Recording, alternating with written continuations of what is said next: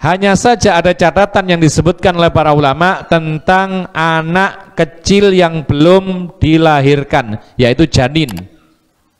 Kalau kita katakan janin ini manusia enggak?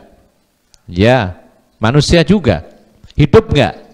Hidup cuman di dalam perut. Dia dihukumi orang Islam enggak? Kalau orang tuanya Islam? Ya.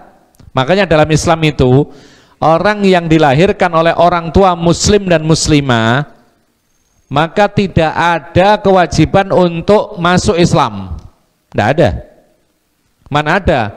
Yaitu para sahabat yang dilahirkan oleh orang tua yang muslim, muslimah, lalu kemudian masuk Islam.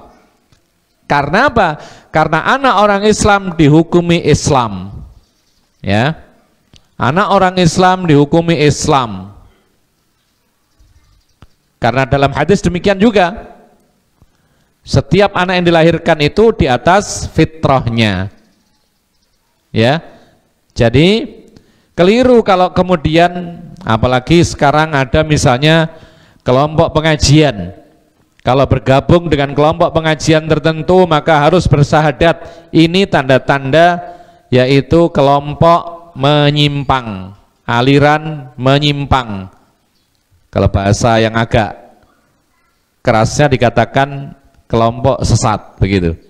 Ya. Cuman sekarang banyak orang alergi dengan kalimat sesat. Padahal setiap hari dia mengatakan tersesat. Ghairil maghdubi alaihim waladhdallin. Apa artinya? Aku mohon petunjuk kepada Allah, bukan petunjuk orang-orang yang dimurka dan bukan petunjuk orang-orang yang tersesat. Ada kalimat tersesat.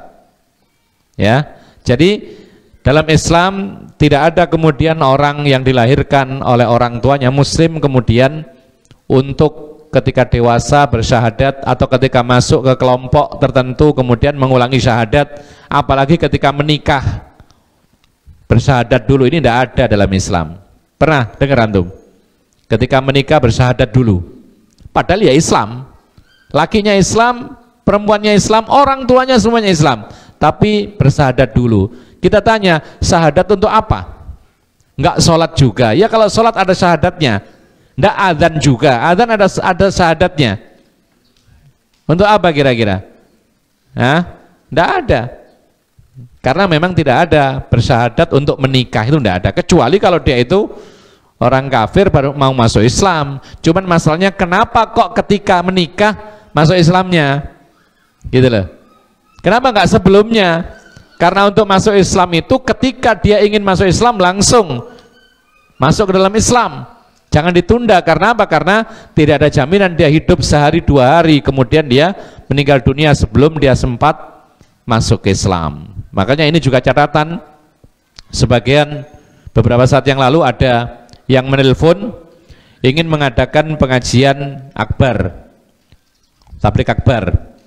Kemudian panitia mengatakan bahwasanya nanti di tengah-tengah pengajian akan ada orang yang akan masuk Islam.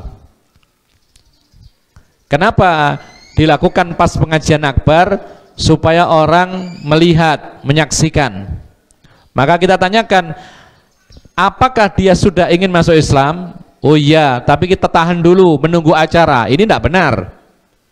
Kalau seandainya dia mati sekarang, acaranya sebulan lagi, siapa yang nanggung? Belum masuk Islam. Taib, ya sudah. Lalu dia mengatakan, ya sudah kalau gitu kita Islamkan sekarang, nanti diulang seremonial. Kita tanyakan, berarti Islam yang pertama pura-pura? Enggak, beneran. Nanti cuma diulang saja untuk supaya pengajiannya heboh. Berarti kalau ini enggak pura-pura, ini benar, berarti yang pura-pura yang pas pengajian. Maka akhirnya terdiam, akhirnya ya sudah, kita sampaikan kalau orang ingin masuk Islam segera diterima, masukkan Islam, kemudian dibimbing pelan-pelan. Adapun nanti diumumkan, disampaikan kepada jamaah, itu perkara yang lain. Tapi harus menunggu acara besar untuk masuk Islam, ini tidak pernah dilakukan oleh para salafus saleh. Bahkan ini menunda. Orang berkeinginan dapat hidayah kok malah ditunda. Ya kalau jadi acaranya, kalau nggak jadi, ustadznya berhalangan, ditunda 3 bulan lagi. Maka ini harus diperhatikan. Kaum muslimin dan muslimat yang dimuliakan oleh Allah, sebuah catatan, ada perkataan para ulama bahwa janin itu disunahkan untuk dibayar zakat fitrinya. Sunnah, bukan wajib. Jadi untuk janin misalnya gini, di rumah kita ada bapak, ibu, ada 3 anak, kemudian ibu sedang hamil, anak yang keempat tapi belum lahir. Maka di sini berapa zakat fitrinya yang wajib? Ibu, bapak, 3 anak, berarti 5. Ini wajib tambah 1 sunnah untuk janin yang belum lahir. Tapi kenapa sunnah?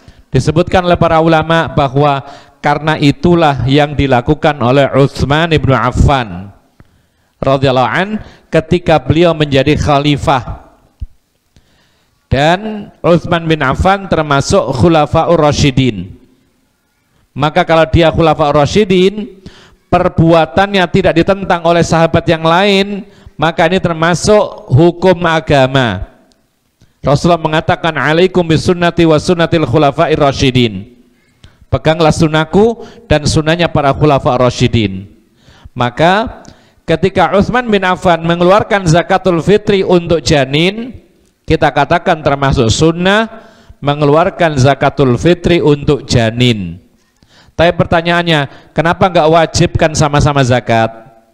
Jawabannya digabungkan dengan hadis-hadis yang lain. Rasulullah, Abu Bakar, dan Umar ketika mereka menjadi pemimpin kaum muslimin, mereka tidak mengeluarkan zakat untuk janin.